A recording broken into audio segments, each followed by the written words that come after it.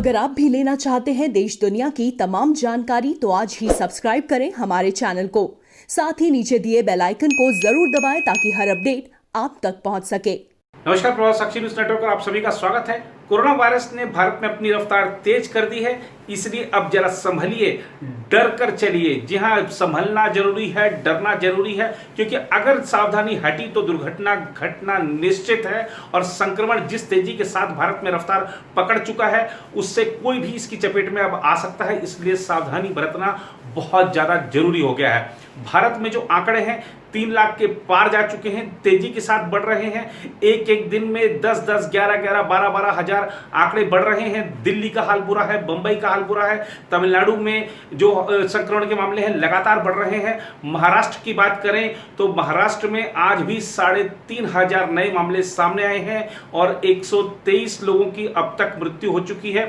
24 घंटों की बात करें तो दिल्ली में जो आंकड़ा है वो भी चौंकाने वाला है। रफ्तार बहुत तेज है। दिल्ली में 2100 से ज्यादा मामले सिर्फ 24 घंटे के अंदर नए यहां पर सामने आए हैं। 57 लोगों की मृत्यु हो चुकी है। अपने आप में कह सकते हैं कि बड़ी विकट स्थिति है। और इसी विकट स्थिति को देखते हुए प्रधानमंत्री नरेंद्र मोदी ने आज वरिष्ठ मंत्रियों और अधिकारियों के साथ एक बैठक की है।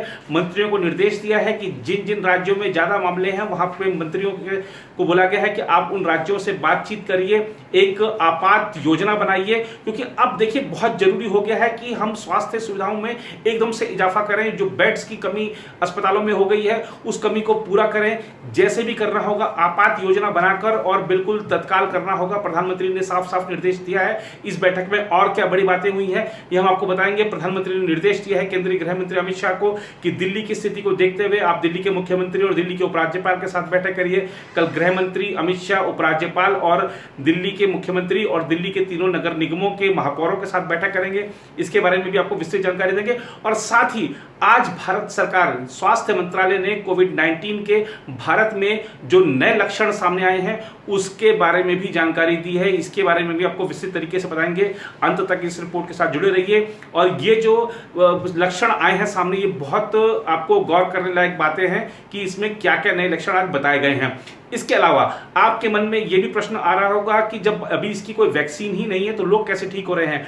आज एक आपात योजना के तहत किन दवाइयों को मंजूरी दी गई है कि अगर कुछ ऐसी इमरजेंसी आती है तो आपको कोविड-19 पेशेंट्स पर इन दवाइयों का इस्तेमाल करना है, इन दवाइयों का प्रयोग करना है। वो कौन सी दवाइयां हैं ये भी हम आपको इस रिपोर्ट में बताएंगे। जरा अंत तक जुड़े रहिए हमारे साथ। एक अध्ययन के बारे में बताएंगे। भारत के बारे में एक अध्ययन आया है, हालांकि जो वैश्विक अनुमान है, वैश्विक अध्ययन है, वो ये कहता है कि कोविड-19 से मृत्यु का जो खतरा है वो पुरुषों में ज्यादा है। लेकिन भारत के बारे में यह आंकड़ा थोड़ा सा विपरीत है। भारत के बारे में आंकड़ा ज्यादा आया है। जो अध्ययन हुआ है उसमें बताया गया है कि महिलाओं में यहां पर मौत का खतरा ज्यादा है। क्या है ये अध्ययन, इसके बारे में बताएंगे। लेकिन सबसे पहले आपको बताते हैं प्रधानमंत्री नरेंद्र मोदी ने जो बैठक की है उस बैठक में क्या बड़ी बातें रही। अगले सप्ताह मुख्यमंत्रियों के साथ होने वाली डिजिटल बैठक से पहले प्रधानमंत्री नरेंद्र मोदी ने शनिवार को कोविड-19 महामारी के कारण उत्पन्न स्थिति, संक्रमण की अधिकता वाले क्षेत्र में उठाए गए कदमों, देश की प्रतिक्रिया, प्रभावी प्रबंधन के खाका को लेकर वरिष्ठ मंत्रियों और शीर्ष अधिकारियों के साथ समीक्षा की। प्रधानमंत्री कार्यालय के बयान के अनुसार उन्होंने दिल्ली सहित विभिन्न राज्यों और केंद्र शासित प्रदेशों में महामारी की स्थिति का जायजा लिया। बैठक के दौरान यह बात सामने आई कि कोविड-19 के कुल मामलों में से 2/3 मामले 5 राज्यों में हैं और उनकी बहुत अधिक तादाद बड़े शहरों में है।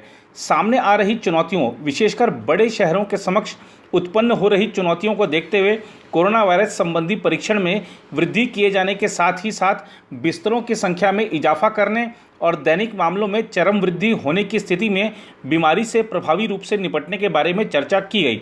बाद में प्रधानमंत्री ने अपने ट्वीट में कहा कि उन्होंने देश भर में कोविड-19 की स्थिति को लेकर उच्च स्तरीय बैठक की। उन्होंने कहा, हमने आगे का खाका और संक्रमण की अधिकता वाले क्षेत्रों में महामारी को रोकने के उपायों पर भी चर्चा की। इस बैठक में महामारी के संदर्भ में राष्ट्रीय स्तर की स्थिति और तैयारियों की समीक्षा की गई। बैठक में दिल्ली सहित विभिन्न राज्यों और संघ शासित प्रदेशों की स्थिति का जायजा लिया गया। इस बैठक में गृह मंत्री, स्वास्थ्य मंत्री, प्रधानमंत्री के प्रधान सचिव, मंत्रिमंडलीय सचिव, स्वास्थ्य सचिव, ICMR के महानिदेशक और अधिकार प्राप्त समूहों के संबंधित संयोजकों ने भाग लिया। प्रधानमंत्री कार्यालय के बयान के अनुसार नीति आयोग के सदस्य और चिकित्सकीय आपात स्थिति प्रबंधन योजना से संबंधित अधिकार प्राप्त समूह के संयोजक डॉक्टर विनोद पॉल ने कोविड-19 की मौजूदा स्थिति और मध्यावधि में इससे जुड़े मामलों के भावी परिदृश्य के बारे में विस्तृत प्रस्तुतिकरण दिया। प्रधानमंत्री ने अस्पतालों में बिस्तरों, पृथक बिस्तरों की शहर और जिलावार जरूरतों से संबंधित अधिकार प्राप्त समूह की सिफारिश का संज्ञान लिया और स्वास्थ्य मंत्रालय के अधिकारियों को राज्यों और संघ शासित प्रदेशों के साथ परामर्श कर आपात योजना तैयार करने का निर्देश दिया। उन्होंने मंत्रालय को मानसून की शुरुआत के मद्देनज़र उपयुक्त तैयारियां सुनिश्चित करने का भी परामर्श दिया। राजधानी में कोविड-19 के मौजूदा और उभरते परिदृश्य पर चर्चा की गई और अगले 2 महीने के अनुमानों पर भी विचार विमर्श किया गया। प्रधानमंत्री ने कोविड-19 के बढ़ते मामलों के कारण उत्पन्न चुनौती से निपटने की समन्वित और समग्र योजना तैयार करने के लिए गृह मंत्री और स्वास्थ्य मंत्री को उपराज्यपाल, राष्ट्रीय राजधानी क्षेत्र दिल्ली के मुख्यमंत्री के साथ भारत सरकार और दिल्ली सरकार के वरिष्ठ अधिकारियों, दिल्ली नगर निगम के अधिकारियों की मौजूदगी में आपात बैठक बुलाने का सुझाव दिया। महामारी को फैलने से रोकने और इस पर सफलतापूर्वक काबू पाने के लिए अनेक राज्यों, जिलों और शहरों द्वारा किए जा रहे शानदार कार्यों के कई उदाहरणों का बैठक में संज्ञान लिया गया और उनकी प्रशंसा की गई।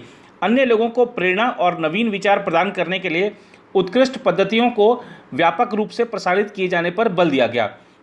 उधर केंद्रीय गृह मंत्री अमित शाह राष्ट्रीय राजधानी में कोविड-19 की स्थिति पर चर्चा के लिए रविवार को दिल्ली के उपराज्यपाल अनिल बैजल और मुख्यमंत्री अरविंद केजरीवाल व अन्य के साथ बैठक करेंगे। यह बैठक कोरोना वायरस संक्रमण के बढ़ते मामलों के मद्देनज़र बुलाई गई है। इसके अलावा वह अलग से दिल्ली के तीनों नगर निगमों और निगम आयुक्तों के साथ भी एक बैठक करेंगे। यह बैठक दिल्ली में कोरोना वायरस के लगातार बढ़ते मामलों के मद्देनज़र बुलाई गई है। दिल्ली में संक्रमण के 36,000 मामले सामने आ चुके हैं, जबकि अब तक इस महामारी से राजधानी में 1200 से ज़्यादा लोग अपनी जान गंवा चुके हैं। अमित शाह के कार्यालय की तरफ से किए गए ट्वीट में कहा गया, गृह मंत्री अमित शाह और स्वास्थ्य मंत्री डॉक्टर हर्षवर्धन राष्ट्रीय राजधानी में कोविड-19 के संदर्भ में स्थिति की समीक्षा के लिए दिल्ली के उपराज्यपाल, मुख्यमंत्री और एसडीएमए के सदस्यों के साथ कल 14 जून को सुबह 11 बजे बैठक करेंगे। एम्स के निदेशक और अन्य वरिष्ठ अधिकारी भी इस दौरान मौजूद रहेंगे। इसके कुछ घंटों बाद गृह मंत्री के कार्यालय की तरफ से घोषणा की गई कि रविवार को ही दिल्ली के तीनों नगर निगमों, उत्तर, दक्षिण और पूर्वी के महापौरों और शीर्ष अधिकारियों के साथ अलग से बैठक की जाएगी। कार्यालय की तरफ से की गई ट्वीट में कहा गया, केंद्रीय गृह मंत्री अमित शाह और केंद्रीय स्वास्थ्य मंत्री डॉक्टर हर्षवर्धन कल 14 जून को शाम 5 बजे राजधानी में कोविड-19 की तैयारियों की समीक्षा के लिए दिल्ली नगर निगम के तीनों महापौरों के साथ बैठक करेंगे। राष्ट्रीय राजधानी में कोरोना वायरस की जांच में कमी को लेकर उच्चतम न्यायालय द्वारा चिंता जताने के एक दिन बाद उधर शनिवार को दिल्ली के स्वास्थ्य मंत्री सत्येंद्र जैन ने इसकी जिम्मेदारी भारतीय आयुर्विज्ञान अनुसंधान परिषद यानी ICMR पर डालते हुए कहा कि जांच में वृद्धि करने के लिए उसके दिशा निर्देशों में बदलाव होना चाहिए। वहीं जैन ने कहा कि LNJP अस्पताल में वीडियो बनाने वाले संविदा कर्मचारी को निलंबित किया गया है। वीडियो में दिखाया गया था कि किस तरह कथित तौर पर शवों और मरीजों को लेकर लापरवाही बरती जा रही है। उन्होंने संवाददाताओं से कहा, जिस संविदा कर्मचारी ने वीडियो बनाया वह प्रेरित था और खास उद्देश्य से बनाया गया था, उस व्यक्ति को निलंबित किया गया है। एक और जहां कई अध्ययनों में पता चला है कि दुनिया भर में कोविड-19 से महिलाओं के मुकाबले पुरुषों की जान को अधिक खतरा है, वहीं दूसरी ओर भारत में कोरोना वायरस संक्रमण से हुई मौतों पर किए गए एक विश्लेषण में सामने आया है कि इससे पुरुषों के मुकाबले महिलाओं की मृत्यु का खतरा ज़्यादा है। नई दिल्ली के आर्थिक विकास संस्थान के अभिषेक कुमार समेत कई वैज्ञानिकों ने भारत में आयु और लिंग पर आधारित कोविड-19 मृत्यु दर का शुरुआती अनुमान लगाया है। ग्लोबल हेल्थ साइंस जर्नल में प्रकाशित इस अध्ययन में भारत में कोविड-19 से हुई मौतों का विश्लेषण किया गया है। अध्ययन के अनुसार भारत में पुरुषों के बीच कोविड-19 मृत्यु दर 2.9%, जबकि महिलाओं के बीच 3.3% है। अध्ययन में कहा गया है कि 20 मई 2020 तक भारत में कोविड-19 से जितने लोग संक्रमित पाए गए उनमें 66% पुरुष और 34% महिलाएं थीं। इसी तरह आयु वर्ग के आधार पर संक्रमण की बात की जाए तो 5 साल से कम और बुजुर्ग आयु वर्ग दोनों लिंगों में संक्रमण बराबर बराबर पाया गया। उन्होंने कहा कि पुरुषों की जान को अधिक खतरा है। यह स्पष्ट नहीं है कि पुरुषों के बीच मृत्यु दर लिंग के कारण अधिक है या फिर आयु वर्ग के कारण। इस बीच केंद्रीय स्वास्थ्य मंत्रालय ने कोविड-19 के इलाज के लिए आपातकाल में वायरस रोधी दवा रेमडेसिविर, प्रतिरोधक क्षमता के लिए इस्तेमाल होने वाली दवा टोसिलीजुमैब और प्लाज्मा उपचार की अनुशंसा की है। मंत्रालय ने शनिवार को कोविड-19 के लिए क्लिनिकल मैनेजमेंट प्रोटोकॉल की समीक्षा की है। इसने कहा है कि बीमारी की शुरुआत में सार्थक प्रभाव के लिए मलेरिया रोधक दवा हाइड्रॉक्सीक्लोरोक्वीन का इस्तेमाल किया जाना चाहिए और गंभीर मामलों में इससे बचना चाहिए। मंत्रालय ने नए प्रोटोकॉल के तहत गंभीर स्थिति और आईसीयू की जरूरत होने की स्थिति में एजिथ्रोमाइसिन के साथ हाइड्रॉक्सीक्लोरोक्वीन का इस्तेमाल किए जाने की पहले की अनुशंसा को समाप्त कर दिया है।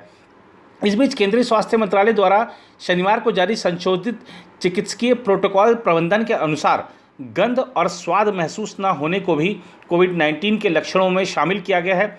मंत्रालय ने कहा कि विभिन्न कोविड-19 उपचार केंद्रों में आ रहे कोरोना वायरस से संक्रमित लोग बुखार, खांसी, थकान, सांस लेने में दिक्कत, बलगम, मांसपेशियों में दर्द, नाक बहने, गले में खराबी और दस्त जैसे लक्षणों की शिकायत कर रहे हैं।